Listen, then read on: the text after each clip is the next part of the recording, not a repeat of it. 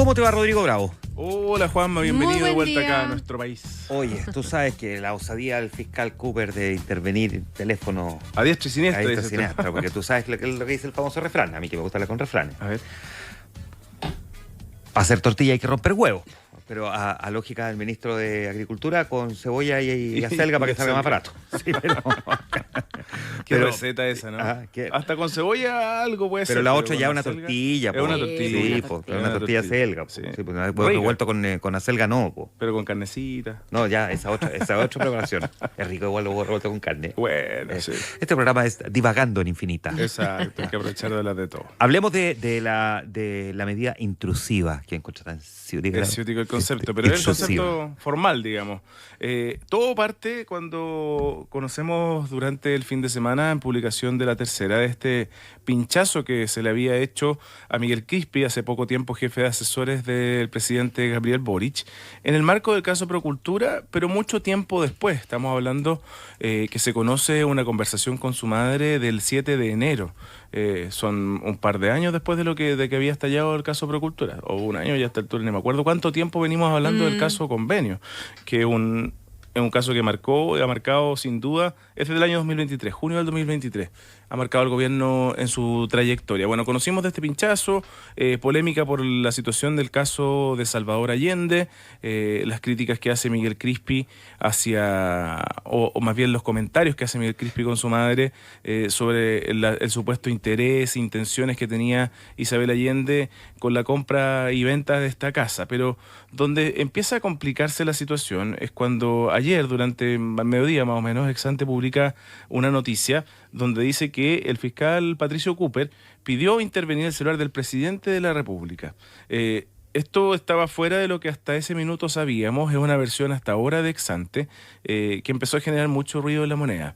De hecho, fue parte de lo conversado en el comité político, me alcanzaron a contar ayer, donde se resuelve de alguna manera citar a Ángel Valencia a La Moneda. Anoche había especulación de que el presidente le había pedido que llegara a La Moneda durante la jornada de hoy. El presidente hoy día está en la región de Los Lagos, pero vuelve cerca de las 7 de la tarde. No sabemos si eso se va a concretar hasta ahora.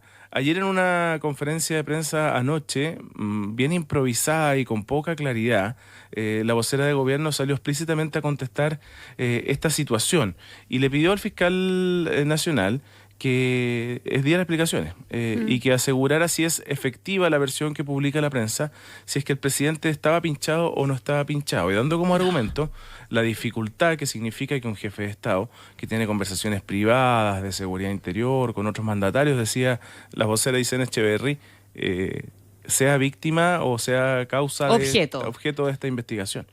Ahora, lo que sugirió recién la ministra Lobo es que, o sea, de partida, como buena conocedora de la legislación, con el texto en la mano, ¿verdad? Este es un tema que no es tan simple. O sea, en el caso de Crispi, el Tribunal de Garantía es el que habilita o no habilita el pinchazo, y Cooper dio cuenta ayer de que efectivamente ese era un trámite que se había cumplido respecto a todos los pinchazos telefónicos de cualquier persona, y da lo mismo por el delito que esté siendo investigado, tiene que ser autorizado por la justicia, por el juzgado de garantía. Pero que en el caso de escalar un requerimiento como ese al presidente de la República, ese tema puede llegar a la Suprema.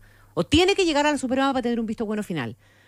Y yo creo que nos hubiéramos enterado si hubiera llegado si un juzgado hubiera negado esa posibilidad y eventualmente la Fiscalía hubiera recurrido a la Suprema.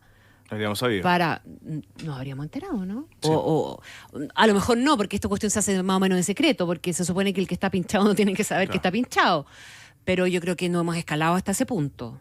Claro. Difícil que hayamos escalado hasta ese punto. Claro, el juzgado de garantía no sabemos si fue ahí en las instancias donde se negó finalmente el actuar o la acción más bien de la Fiscalía.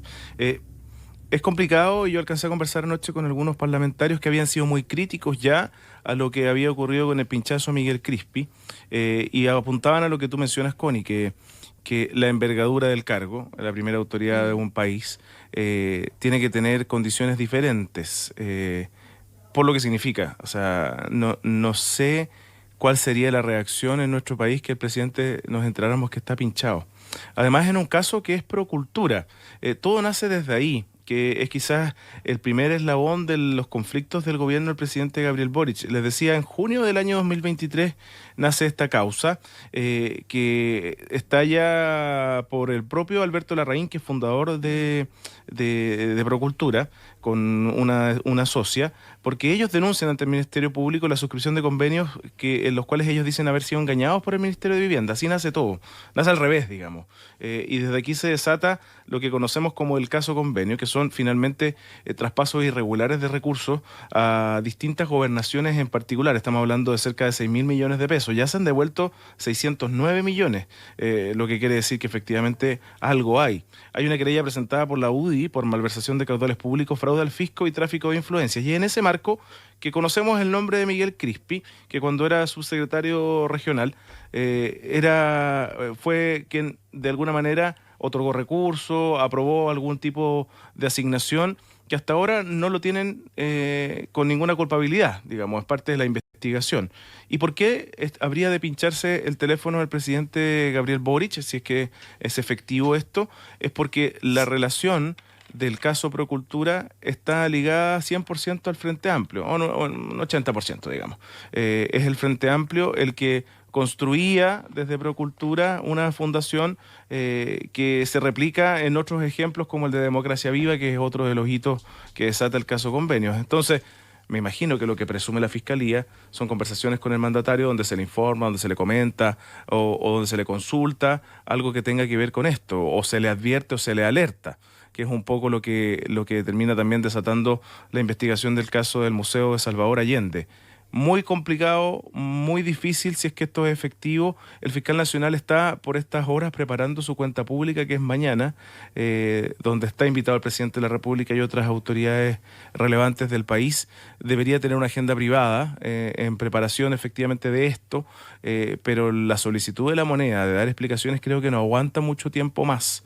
Ayer el fiscal Patricio Cooper no tuvo ningún problema en contestar una serie de preguntas en la mañana, cuando todavía no sabíamos de esta información de la prensa, pero en relación a lo que ocurría con Miguel Crispi, tú le mencionabas, Juan Manuel, a la ministra Macarena Lobos, una de las declaraciones que cuando él dice, me llama mucho la atención que se hable de este tema cuando se afecta a ciertas personas, pero cuando se investiga otro tipo de delitos no se cuestionan, digamos las intervenciones telefónicas respecto al narcotráfico o al terrorismo.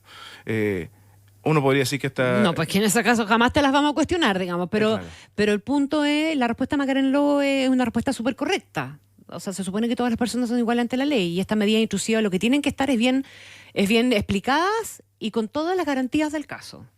Y eso corre para cualquier ciudadano. Claro, lo que pasa es que si te lo ponen al lado del narcotráfico y el terrorismo, nadie te va a cuestionar el pinchazo ahí. El ejemplo no es bueno. Es malo. Cuando tú decís narcotraficante, porque ya asumís que un narcotraficante está cometiendo un delito, digamos. Pero no hay que asumir que porque eres político esté cometiendo un delito. Yo creo que la analogía es mala, pero el sentido de su comparativa es buena. Ahora, esto, como lo decíamos temprano el día de la mañana, y lo planteé ayer en la tarde en lo que faltaba, igual creo que en algún momento hay que hacer una bajada y saber exactamente... ¿Qué ocurrió? No, hacer una bajada y saber cuáles son las responsabilidades que tiene el jefe de asesor de segundo piso, porque Miguel Crispi hoy día a esta altura le achacan todo, entonces una conversación con su mamá, que además puede haber sido un comentario más bien de características sociales, cuando uno habla con su mamá o su papá, exagera todo, po. O sea, me refiero a que... Sí, pues me refiero a que... ¿Cómo te sientes? Le preguntó uno a su mamá. No, claro, no, que me peleé con el jefe, es que tú no sabes cómo me trata. No, es como, claro. Entonces, anda a saber tú si esa conversación tenía que ver con eso, cuando dijo hasta el portero, no significa que él haya hecho un memo diciendo la senadora de la República ha insistido a través del portero que le compremos la casa. No se refería a eso, era una figura literaria, ¿no? Claro. Entonces digo, ¿hasta qué punto le vamos a achacar a Miguel Crispi también las responsabilidades de prácticamente todo error que se haya cometido en la moneda? Yo por eso digo que siempre es bueno tener claro qué atribuciones tiene y no tiene el jefe asesor de segundo piso. Digo, para evitarse problemas posteriores. Y claro, y en particular, ¿de qué manera él diseñó este cargo? Porque Miguel Crispi no llega como jefe de asesores por gusto, digamos. ¿No? Él estaba en otro cargo, en la Subdere, y parecía bastante cómodo. En la Subsecretaría de Desarrollo Regional. Claro. Exacto, y finalmente llega a asumir este cargo que le trae costos, porque fue víctima por su actuar y por su forma de enfrentar muchas instancias de variadas críticas y solicitudes de su salida desde el minuto 1. Termina saliendo Miguel Crispi, no hay que olvidarlo, acompañado de la salida de Maya Fernández, ministra de Defensa, algunos dicen ahí camuflada, la salida de uno, la salida del otro, para que no tuviera el impacto que tuvo finalmente de todas maneras. En la defensa de Miguel Crispi dice que hay que clarificar y que esperan cuál es la respuesta y lo que confirme el juzgado de garantía respecto al pinchazo de él, para tomar acciones eventualmente, aunque desmienten en off que vayan a tomar acciones legales, pero sí tener una declaración al respecto.